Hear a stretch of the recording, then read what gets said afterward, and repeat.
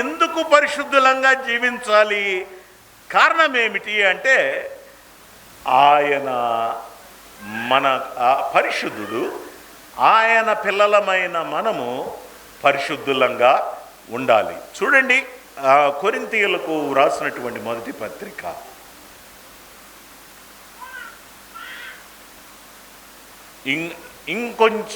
ఇంకొక మెట్టు లోతుగా అర్థం చేసుకుందాం. కొరింథీయులకు వ్రాసినటువంటి మొదటి పత్రిక మొదటి అధ్యాయము 2వ వచనం. కొరింథీలోనున్న దేవుని సంగమునకు అనగా క్రీస్తు యేసునందు పరిశుద్ధపరచబడిన వారై పరిశుద్ధులుగా ఉండుటకు పిలువబడిన వారికిని మనకును ప్రభువుగా ఉన్న మన ప్రభువైన యేసుక్రీస్తు నామమున ప్రతి స్థలములో ప్రార్థించు వారికందరికిని శుభమని చెప్పి వ్రాయునది. ప్రియులరా, గమనించండి, ఇక్కడ పరిశుద్ధత, పరిశుద్ధులు అనేటటువంటి రెండు సార్లు వ్రాయబడినటువంటి మాటను మనము 2వ వచనములో గమనిస్తూ ఉన్నాం. కొరింథీ సంఘానికి వ్రాస్తూ అపోస్తలుడైనటువంటి పౌలు అంటూ ఉన్నాడు, మీరు క్రీస్తు యేసునందు పరిశుద్ధపరచబడిన వారై. గమనించాలి, క్రీస్తు యేసునందు పరిశుద్ధపరచబడిన వారై. ఇది జరిగిపోయిందా, జరుగుతూ ఉందా, జరగబోయేదా? ఇది జరిగిపోయిందా, జరుగుతూ ఉందా, జరగబోయేదా? Past tense. క్రీస్తు యేసునందు పరిశుద్ధపరచబడిన వారై అయిపోయింది. ఎప్పుడైపోయింది? ప్రభువైనటువంటి యేసుక్రీస్తునందు ఎప్పుడైతే విశ్వాసం ఉంచామో, ఆయన రక్తం ఎప్పుడైతే మన మీద ప్రోక్షించబడిందో, అప్పుడు మనం ఏమైపోయాము? పరిశుద్ధపరచబడ్డాం. జరిగిపోయినటువంటిది. రెండవదిగా మనం చూస్తే, చూడండి, ఆ తర్వాత మాట చూడయ్యా, పరిశుద్ధులుగా ఉండుటకు పిలువబడిన వారికి. ఎందుకు పిలువబడ్డాం అంటే, ప్రస్తుత జీవితం ఎలాగుండాలి? పరిశుద్ధంగా ఉండాలి. పరిశుద్ధులంగా చేయబడ్డాం. మళ్ళా పరిశుద్ధులంగా జీవించడం ఏమిటి అనేటటువంటి ఆలోచన వస్తుంది. ఉదాహరణకు, నా పేరు యేసుదాసు అనుకుందాం.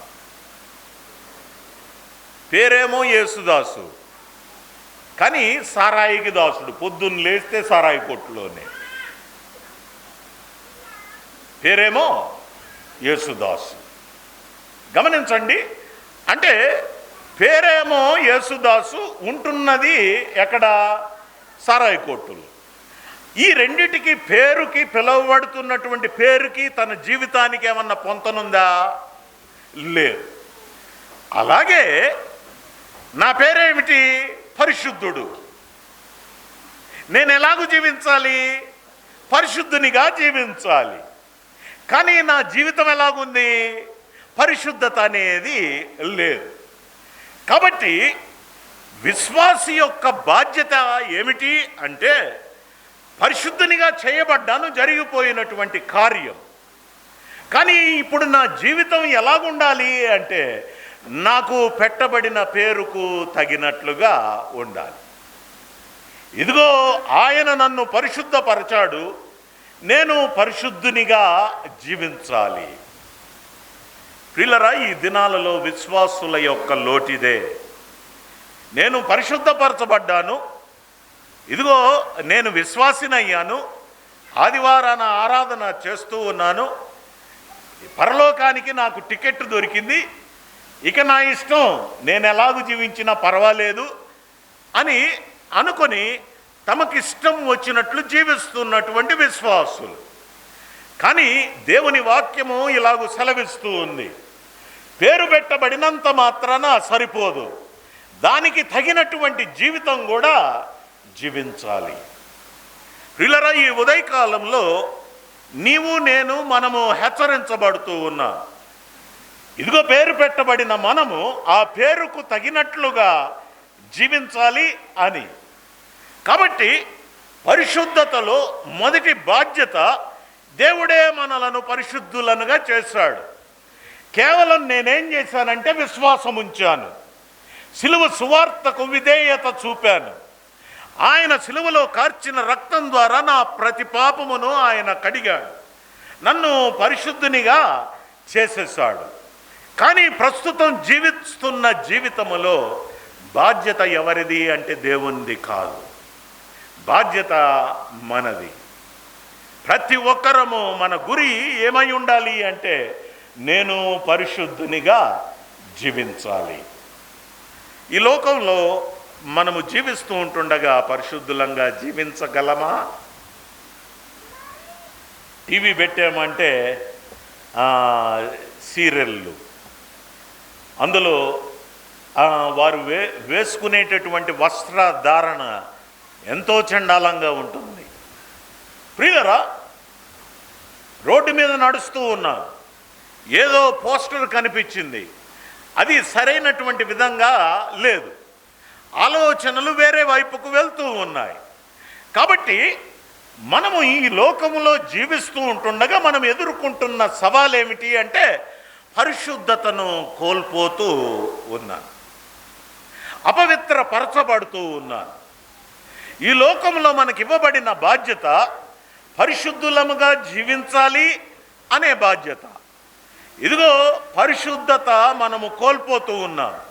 ఈ లోకంలో ఉన్నటువంటి పాపపు పరిస్థితులను బట్టి చూడండి, కొరింథీయులకు రాసినటువంటి 2వ పత్రిక 7వ అధ్యాయం. కొరింథీయులకు రాసినటువంటి 2వ పత్రిక 7వ అధ్యాయము మొదటి వచనాన్ని చూడండి. ప్రియులరా,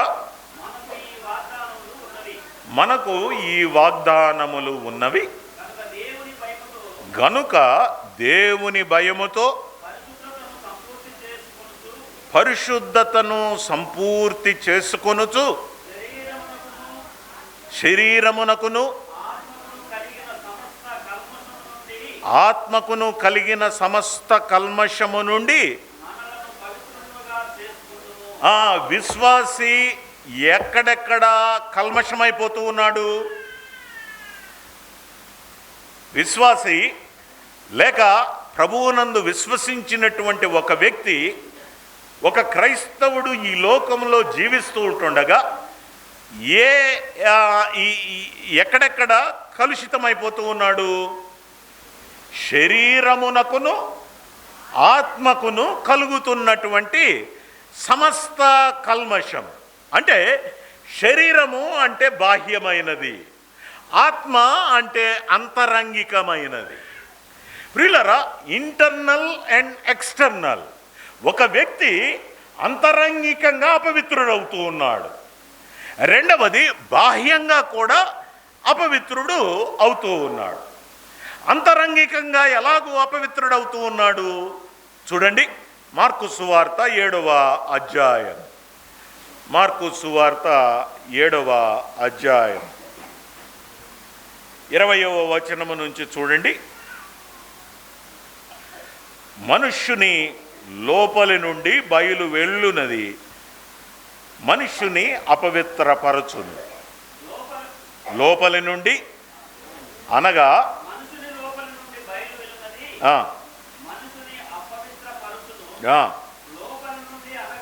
అనగా మనుషుల హృదయము నుండి ఏమొస్తున్నాయి? దురాలోచనలు వస్తున్నాయి,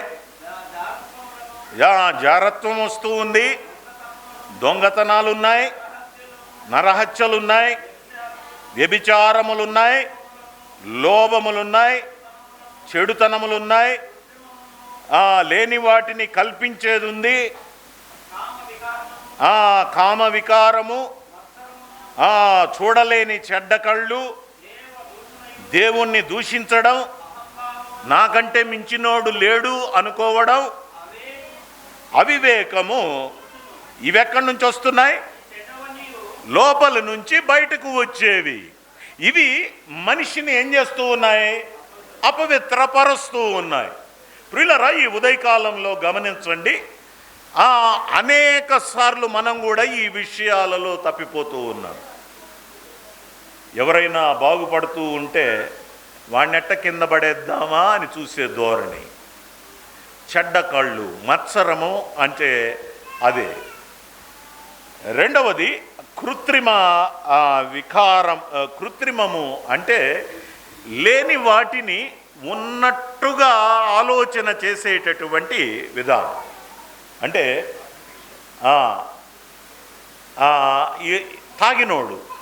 తాగినోడికి వాడు రోడ్డు మీద పడిపోయి ఉంటాడు, కానీ వాడిని అడిగితే నేను ఎక్కడున్నాను అంటాడు, ఇదిగో రాజబంగ్లాలో ఉన్నాను. కాబట్టి అతడు చూస్తున్నటువంటిది వేరు, అతడు బానిసైపోయినటువంటిది వేరు. ప్రియులారా, యవనస్తులైనటువంటి వారు మత్తు పదార్థాలకు అలవాటు పడడం అనేటటువంటిది కారణం ఇదే. లేని వాటిని ఊహించుకోవడానికి వారు ఏం చేస్తూ ఉన్నారు అంటే మత్తు పదార్థాలను తీసుకుంటూ ఉన్నారు. కాబట్టి ఒక మనిషి ఎలాగూ అపవిత్రపరచబడుతూ ఉన్నాడు? లోపల నుంచి బయటకు వచ్చేవి, అంటే హృదయములో నుంచి బయటకు వచ్చేవి ఒక మనిషిని అపవిత్రపరుస్తూ ఉన్నాయి. రెండవది, మనము చదువుకున్నట్టుగా కొరింథీయులకు రాసినటువంటి పత్రిక 7వ అధ్యాయము 1వ వచనములో, ఇదిగో బాహ్యంగాను అంతరంగికముగాను మనమేమైపోయి ఉన్నాము? కల్మషము అయిపోయి ఉన్నాము. గమనించాలి, ఇక్కడ వచనం ప్రారంభము చూడండి. ప్రియులరా, మనకు ఈ వాగ్దానములు ఉన్నవి. ఏమున్నాయట? వాగ్దానములు ఉన్నవి. గనుక మనం ఏం చేయాలి? మనలను పవిత్రము చేసుకుందాము. ఏ వాగ్దానం? చూడండి, ముందు భాగములో మనము గమనించినట్లయితే ఆ వాగ్దానాలు ఏమిటో మనము గమనించగలం. 18వ వచనమయ్య, 6వ అధ్యాయము 18వ వచనం. దేవుని ఆలయమునకు విగ్రహములతో ఏమి పొందిక, మనము జీవము గల దేవుని ఆలయమై ఉన్నాము. అందుకు దేవుడిలాగూ సెలవిచ్చుచున్నాడు. వాగ్దానము, నేను వారిలో నివసించి, అంటే వారితో కూడా సంచరింతును, నివసిస్తాను, సంచరిస్తాను, వాగ్దానం చేస్తూ ఉన్నాడు. రెండవది, నేను వారి దేవుడనయుందును, వారు నా ప్రజలయుందురు, ప్రత్యేకముగా ఉండుడి, అపవిత్రమైన దానిని ముట్టకుడని ప్రభువు చెప్పుచున్నాడు. మరియు నేను మిమ్మును చేర్చుకొందును, మీకు తండ్రినయ్యుందును, మీరు నాకు కుమారులను కుమార్తెలై ఉందురు. వాగ్దానాలు గమనించండి. నేను వారిలో నివసిస్తాను, వారితో సంచరిస్తాను, వారి దేవుడనై ఉంటాను, వారు నా ప్రజలై ఉంటారు. ఇదిగో వారిని చేర్చుకొందును, వారికి తండ్రిగా ఉంటాను. ప్రియులరా, ఎన్ని వాగ్దానాలు గమనించండి. కాబట్టి అపోస్తలులైనటువంటి పౌలు ఇశ్రాయేలు ప్రజలకు ఇవ్వబడినటువంటి వాగ్దానాలను జ్ఞాపకం చేస్తూ సంఘములో ఉన్నటువంటి విశ్వాసులను కూడా హెచ్చరిస్తూ ఉన్నాడు. ఏమని? ఈ వాగ్దానాలు మీకు ఉన్నవి గనుక మీరు కూడా ఏం చేయాలి?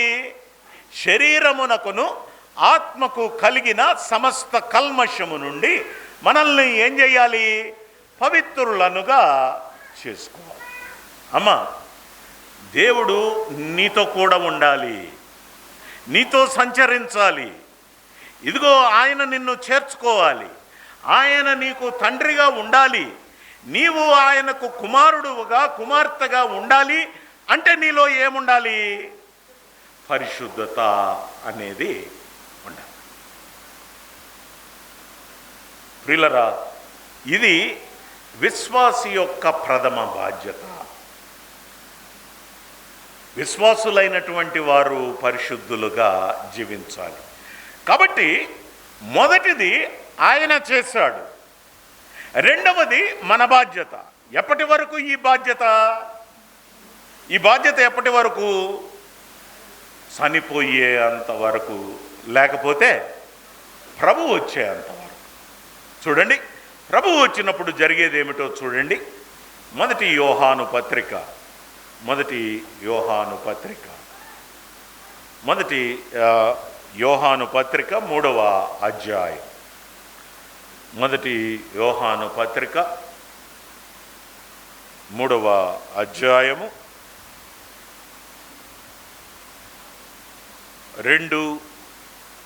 2వ వచనం చూడండి. ప్రియులారా, ఇప్పుడు మనము దేవుని పిల్లలమై ఉన్నాము. మనము ఇక ఏమవుదుమో అది ప్రత్యక్షపరచబడలేదు, కానీ ఆయన ప్రత్యక్షమైనప్పుడు ఆయన ఉన్నట్టుగానే ఆయనను చూతుము గనుక ఆయనను పోలి ఉందుమని. మనం ఎలాగుంటాం? ఆయనను పోలి ఉందుమని. ఎప్పుడు? ఒక సమయాన్ని గురించి ఇక్కడ మాట్లాడుతూ ఉన్నాడు. మనం ఇక ఏమవుదుమో అది ఇంకా బయలుపరచబడలేదు, ఆయన ప్రత్యక్షమైనప్పుడు. కాబట్టి ప్రభువైన యేసుక్రీస్తు వారి ప్రత్యక్షతను గురించి అపోస్తలుడైనటువంటి యోహాను మాట్లాడుతూ ఉన్నాడు. ఆయన ఆకాశ మండలములో ప్రత్యక్షమవుతాడు, సంఘం కోసం ఆయన ప్రత్యక్షమవుతాడు. ప్రత్యక్షమైనప్పుడు జరిగేటటువంటిది ఏమిటి? 1 కొరింథీ 15వ అధ్యాయములో మర్చమైపోయే ఈ దేహం ఏం ధరించుకుంటుంది? అమర్త్యతను ధరించుకుంటుంది.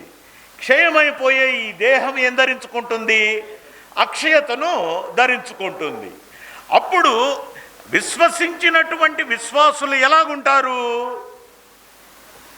ప్రభువును పోలి ఉంటారు. ఆయన పరిశుద్ధుడు. ఇప్పుడు సంపూర్ణత లేదు, పర్ఫెక్షన్ అనేది ఇప్పుడు లేదు. ప్రభువు ప్రత్యక్షమైనప్పుడు మనము ఆయన సంపూర్ణతలోనికి మార్చబడతాం. మొదటిది, రక్షించబడినప్పుడు మనల్ని పరిశుద్ధపరిచినది ఆయన కార్యమే. ఆయన ప్రత్యక్షమైనప్పుడు మనలను పరిశుద్ధపరుస్తున్నది ఆయనే. ఈ రెండిటి మధ్యలో ఉన్నటువంటి కాలములో నా బాధ్యత ఏమిటి? నా బాధ్యత ఏమిటి? అమ్మ, అర్థమవుతుందా? నా బాధ్యత ఏమిటి అంటే పరిశుద్ధులముగా జీవించాలి. ఈ లోకములో మనము జీవిస్తూ ఉంటుండగా ఇదిగో పరిశుద్ధత అనేది అవసరము అయ్యుంటూ ఉన్నది. కాబట్టి ప్రియులారా, గమనించండి. మొదటిది, పరిశుద్ధత అనే బాధ్యతలో మొట్టమొదటి మాటను మనము చూస్తూ ఉన్నాం. ఆయన తండ్రి, మనము పిల్లలం. కాబట్టి ఆయన పరిశుద్ధుడై ఉన్నాడు, మనం కూడా పరిశుద్ధులముగా జీవించాలి. మొదటిది. రెండవది రండి, పేతురు రాసినటువంటి మొదటి పత్రిక 1వ అధ్యాయం 14వ వచనం.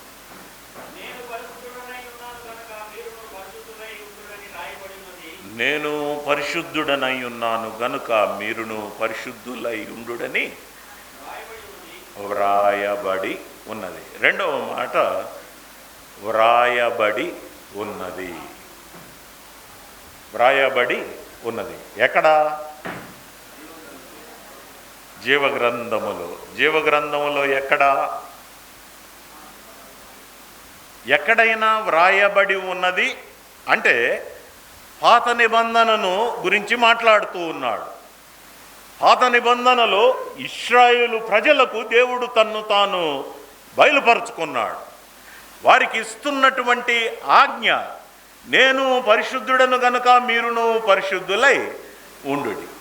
ప్రియులరా, 3 సందర్భాలలో ప్రభువు ఈ మాటను, ఆ దేవుడు వారికి ఈ మాటను తెలియజేసినట్లుగా దేవుని వాక్యములో గమనించగలం.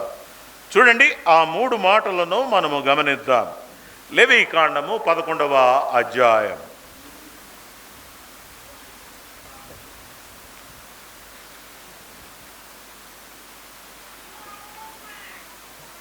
లేవీకాండము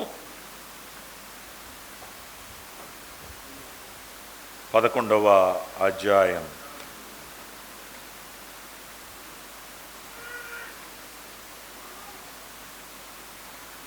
పదకొండవ అధ్యాయము 45వ వచనాన్ని చూడండి. 45వ వచనం.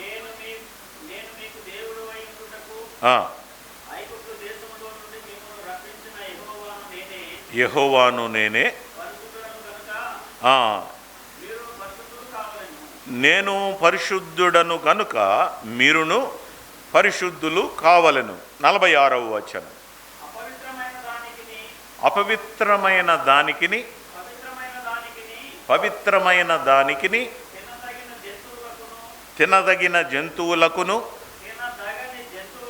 తినదగని జంతువులకును భేదము చేయునట్లు.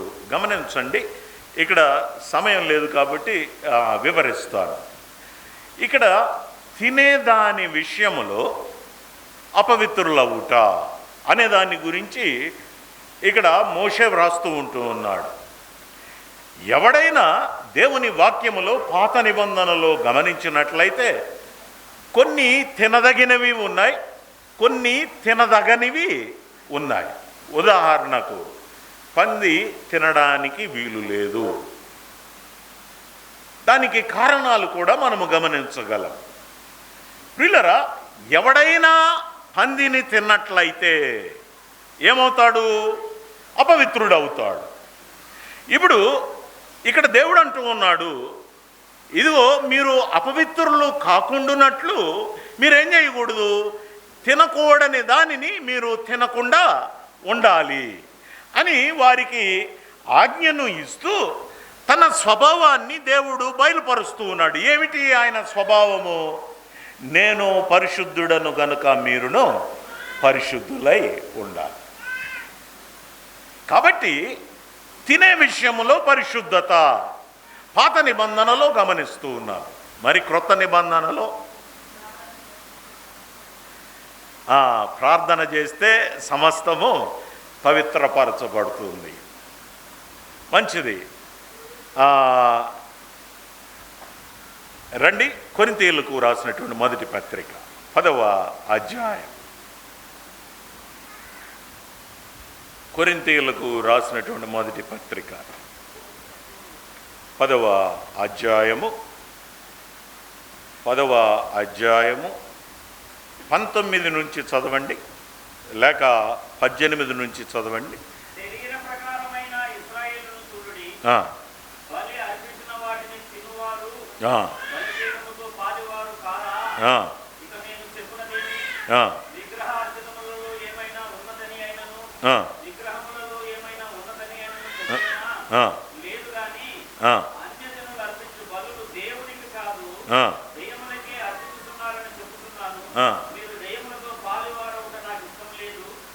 చాలండి, నేను మైక్ ఆపుతున్నా.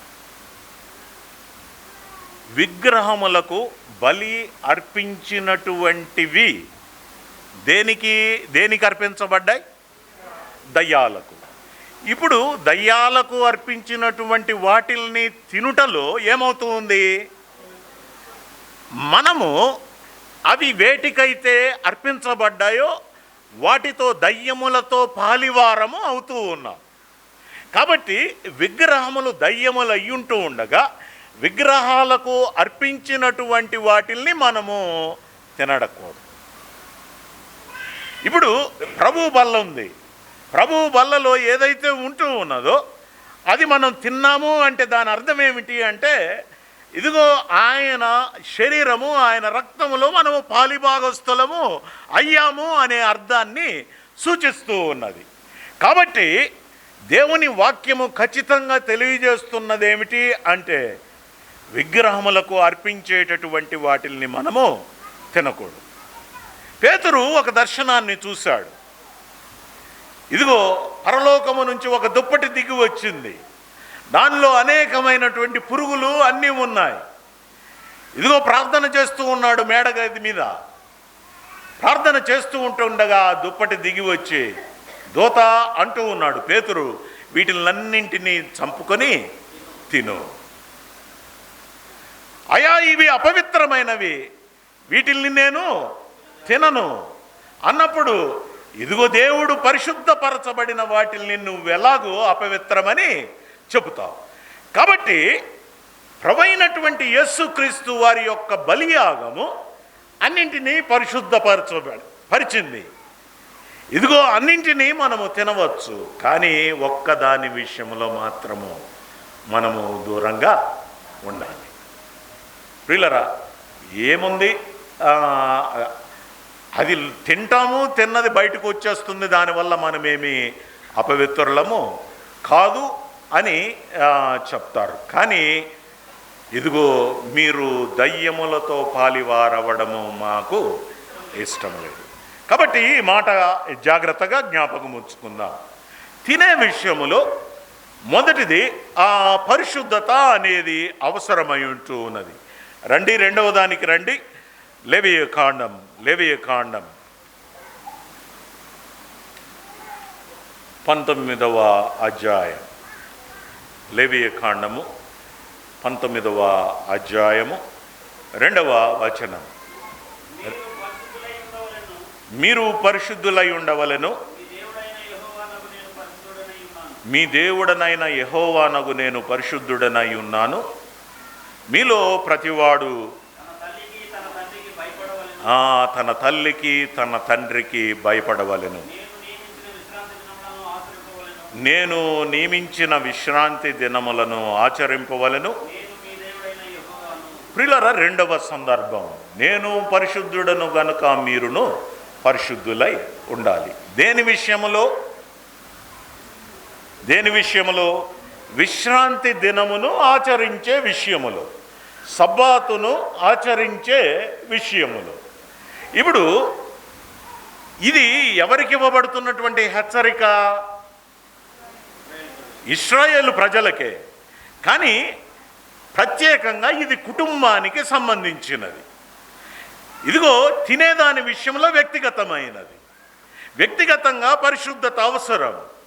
రెండవది కుటుంబ పరిశుద్ధత అవసరం. ప్రియులారా, తల్లిదండ్రులైన వారు ఏం చేయాలి? తమ పిల్లలకు బోధించాలి. విశ్రాంతి దినమును ఎలాగో ఆచరించాలి. ఒకవేళ తల్లిదండ్రులు పాటించి పిల్లలు పాటించనట్లయితే ఏమవుతుంది? అపవిత్రపరచబడుతూ ఉంది. కాబట్టి కుటుంబ అపవిత్రత అనేది కాపాడుకోవలసిన బాధ్యత తల్లిదండ్రుల మీద ఉంది. ప్రశ్న, అమ్మా నీ పిల్లలు ఎక్కడ? నువ్వు ప్రార్థనకు వస్తూ ఉన్నావు, నీ భర్త ఎక్కడ? నీ భార్య ఎక్కడ? వారెక్కడున్నారు? ఇదిగో నేను రక్షింపబడితే సరిపోతుంది అని అనుకుంటున్నావేమో. ఇది కుటుంబానికి ఇవ్వబడుతున్నటువంటి హెచ్చరిక. నేను పరిశుద్ధుడను గనుక మీరును పరిశుద్ధులై ఉండుడి. వ్యక్తిగతమైన బాధ్యత, కుటుంబపరమైనటువంటి బాధ్యత. మూడవదిగా మనము గమనించినట్లయితే 20వ అధ్యాయానికి రండి. లేవికాండము 20వ అధ్యాయం 26వ వచనం చూడండి. 26వ వచనం.